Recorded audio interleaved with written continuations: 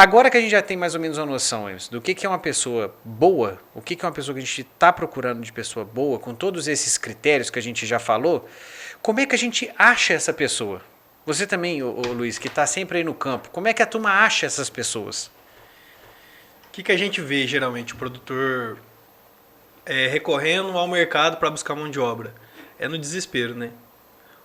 O funcionário foi embora, tá com um fogo aceso, ele precisa de alguém para pagar. E aí é nesse momento que muitas vezes ele vai recorrer no cara técnico. Fulano já mexeu com vaca, fulano sabe fazer tal coisa, fulano sabe sabe inseminar uma vaca, já sabe testar bem na ordenha.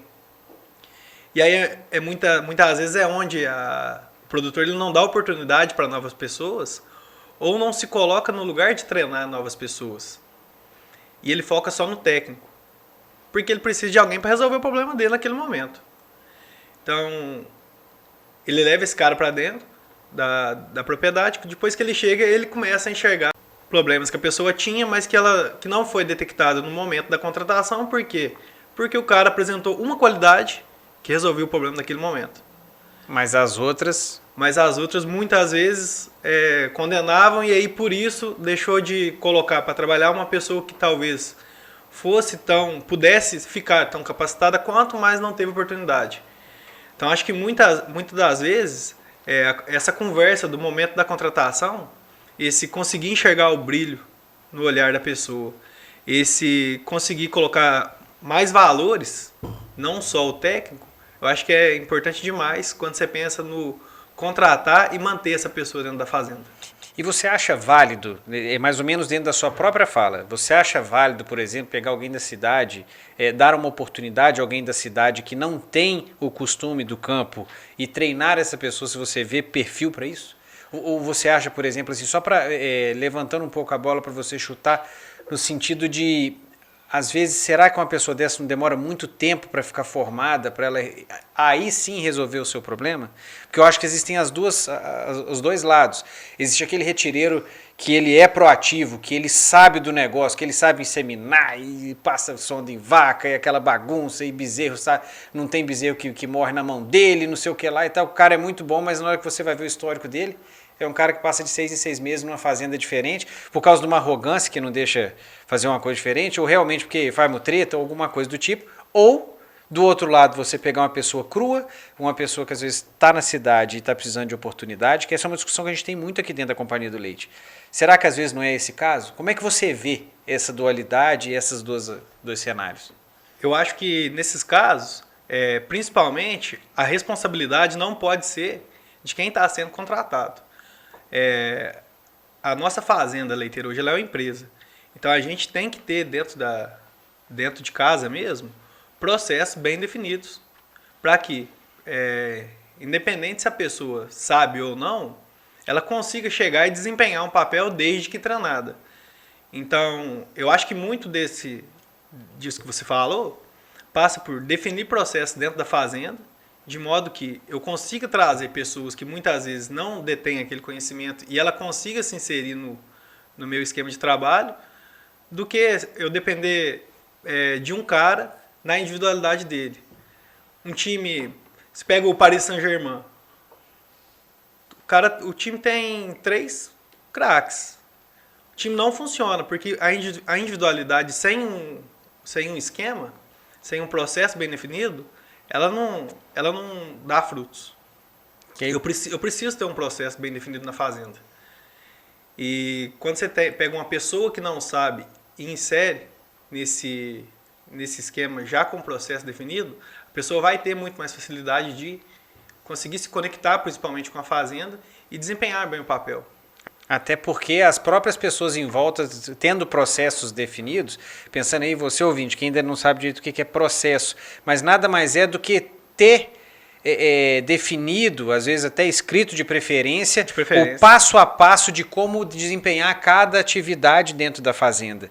E a partir do momento que você tem esses processos, na minha opinião, humilde opinião aqui, mas a partir do momento que você tem esses processos, me corrija se eu estiver errado, todo mundo sabe como funcionam os processos, então a própria pessoa quando entra, se você líder, às vezes não tem aquele tempo de ensinar tudo certinho, as próprias pessoas que trabalham em volta acabam encaixando essa pessoa para que ela consiga aprender da forma mais rápida e com todo o apoio, né? Perfeito, perfeito. Você consegue dividir muito a responsabilidade da fazenda. Eu tiraria nota 10 no Reagro nessa pergunta?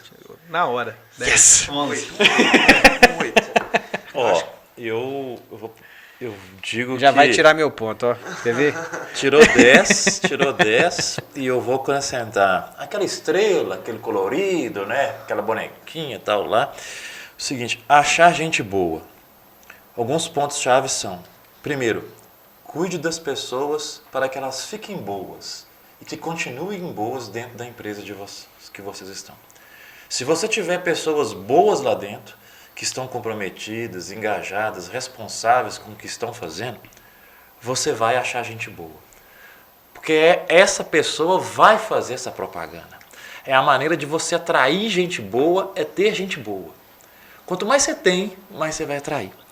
E o outro item que o Luiz falou bem, isso aí também, você pontuou, Daniel, é quando surgir uma vaga, não espere uma vaga.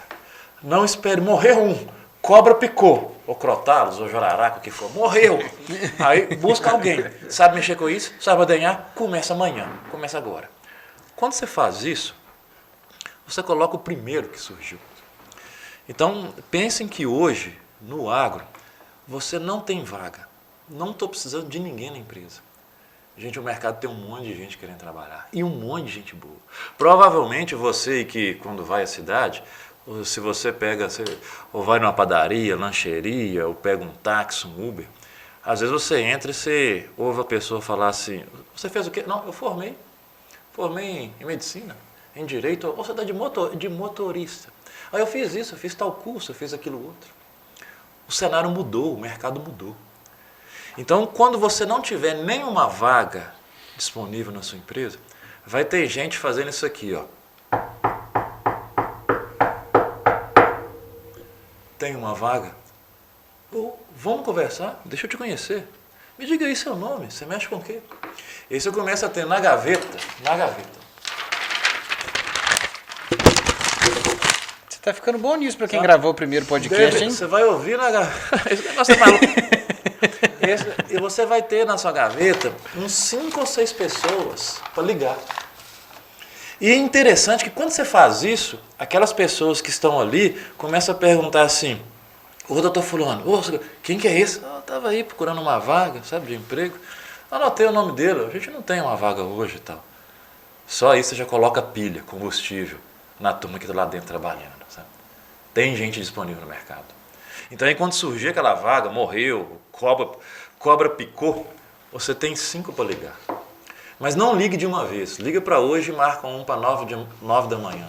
Outras 14 da tarde. Outras 16. Converse com os 5. Qual daqueles 5, você já tem o currículo, o histórico dele ali, o que ele fez, qual daquele que deu mais transparência, confiança, credibilidade? Provavelmente esse é o que vai se ocupar para a vaga. Cada vaga, antes de colocar a pessoa, pense assim, que tipo de pessoa eu quero? É uma pessoa ágil, para executar logo. É uma pessoa que vai organizar. Você tem que pensar na vaga, que tipo de pessoa. E aí você conversa. Esses são os caminhos para se cercar de gente boa.